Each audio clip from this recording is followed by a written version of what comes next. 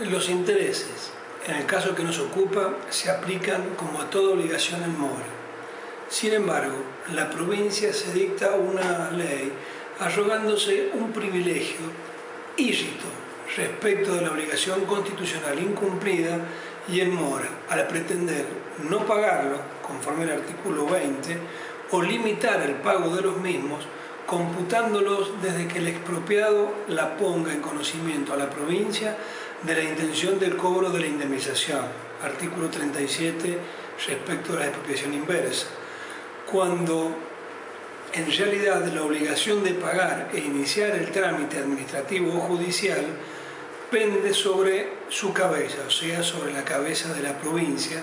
y que debió pagar previamente a la expropiación del bien conforme al artículo 17 de la Constitución Nacional y el propio de la provincial.